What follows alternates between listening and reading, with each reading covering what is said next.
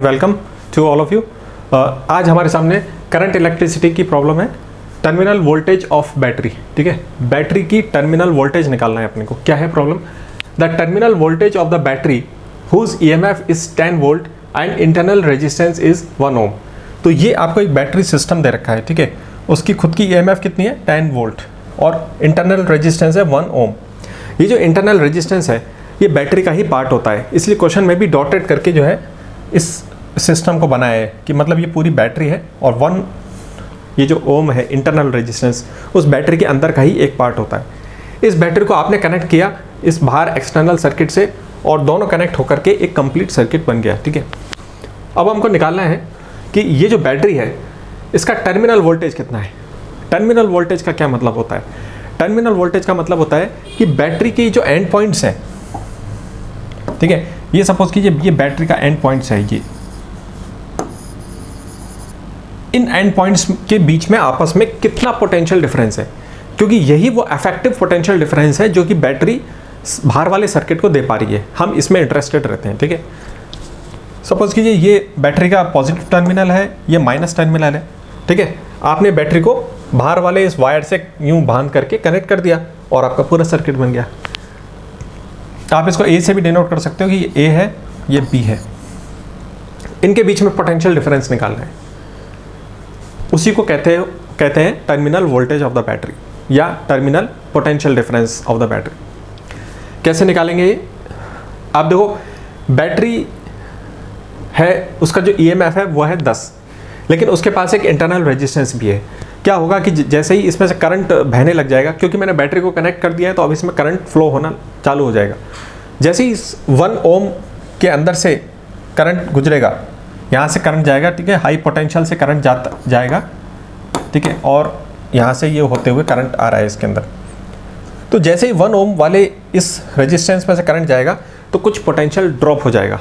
ठीक है, बैटरी की खुद की प्रॉब्लम है ये कि उसने अपनी ही चीज़ की वजह से पोटेंशियल कुछ ड्रॉप हो गया। उसका पोटेंशियल ड्रॉप वाली इस तरीके से जब आप सोचोगे ना कि पोटेंशियल ड्रॉप हो जाता है, तो ये सोचने का तरीका बहुत आसान है और इससे आपको समझ में आ जाएगी चीज़ें। ओके, तो पहले अपन क्या है कि आई की वैल्यू निकाल लेते हैं। आई की वैल्यू कैसे निकलेगी? आप देखो इस सर्किट में टोटल रेजिस्टेंस कितनी है या इसकी अफेक्टिव रेजिस्टेंस कितनी है? 4 ओम। ठीक है, आप चलते हुए आ रहे हो यहाँ से और ये आगे 1 ओम आ गया, यानी कि 4 + 1 तो 5 ओम इसका टोटल इक्विवेलेंट रेजिस्टेंस है या अफेक्टिव रेजिस्टेंस। तो टोटल 5 हो गया। ठीक है, अब आप इसमें जो बेसिक इक्वेशन अपनी V = IR वाली अपन इक्वेशन से करते हैं ना, तो पोटेंशियल कितना है? 10 = I × ये R अफेक्टिव।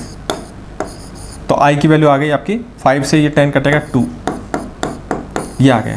ठीक है ना, तो जब यहाँ से करंट जाएगा तो आप देखो यहाँ से इस रेजिस्टेंस में जब जाएगा तो एक कुछ पोटेंशियल ड्रॉप हो जाएगा। कितना पोटेंशियल ड्रॉप होता है? पोटेंशियल ड्रॉप कैसे लिखते हो आप? IR, ये होता है ना, इतना पोटेंशियल ड्रॉप हो जाएगा। कितना है करंट? ये 2 एम्पियर्स और रेजिस्टेंस कितनी है? 1, यानी कि 2 वोल्ट का पोटेंशियल ड्रॉप हो जाएगा। तो यानी कि ये जो बैटरी है ना, ये है तो 10 वोल्ट की ईएमएफ, लेकिन क्योंकि इसके खुद के अंदर की चीज़ की वजह से 2 वोल्ट का पोटेंशियल ड्रॉप हो गया, तो इसलिए ये अफेक्टिवली मेरे को 8 वोल्ट का पोटेंशियल डिफरेंस दे पा रही है। ये होता है मतलब इसका। तो एक्चुअल में आप लोग क्या करते होगे? ये वाला फॉर्मूला लगाते हो ना, ठीक है, कुछ लोग ये फॉर्मूला लगा देते हैं और उनका भी आंसर आ जाता है, लेकिन इस फॉर्मूले के पीछे का जो फिजिकल मीनिंग है वो भी हमें पता होना चाहिए। ठीक है, तभी हमको प्रॉपर अंडरस्टैंडिंग आएगी। ओके, इसको थोड़ा और तरीके से सीख लेते हैं अपन। एक और तरीका है, आप देखो ये जो हाई पोटेंशियल था, फिर जब करंट यहाँ से जाएगा तो यहाँ से भी कुछ पोटेंशियल ड्रॉप होगा। ठीक है ना, दूसरा तरीका ये है कि जब आप यहाँ से जा रहे हो, ये बैटरी का हाई पोटेंशियल है, यहाँ से आप गए, कुछ पोटेंशियल ड्रॉप हो गया। कितना पोटेंशियल ड्रॉप हो गया? इधर IR है ना, कितना पोटेंशियल ड्रॉप हो जाता है? I मेरा कितना है? 2 एम्पियर करंट, और ये रेजिस्टेंस कितनी है? 4, तो मेरा 8 वोल्ट आ गया। ठीक है ना, इतना पोटेंशियल हो गया ये यहाँ से। और फिर आप आ गए बी पे, तो यानी कि आप देखो VA से चले थे 8 वोल्ट का पोटेंशियल जो है ये आपका ड्रॉप हो गया, तो आप VB पे आ गए। अब VB को अगर मैं उधर ले जाता हूँ तो VA माइनस VB आ जाता है आपका 8 वोल्ट, यानी इन दोनों टर्मिनल्स के बीच में आपने पोटेंशियल डिफरेंस निकाल लिया 8 वोल्ट। तो ये भी एक तरीका है। तो अपन को क्या सोचना है, पोटेंशियल ड्रॉप करके उसके हिसाब से सोचोगे तो ये समझ में आ जाएगा। और 2 तरीके थे इसको करने के, एक तो अपन एक्सटर्नल सर्किट के रास्ते से जाते हैं तो इस तरीके से आ जाता है, जो कि ज़्यादा सिंपल तरीका है, ठीक है ना।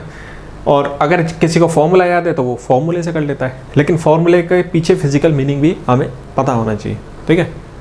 Thank you.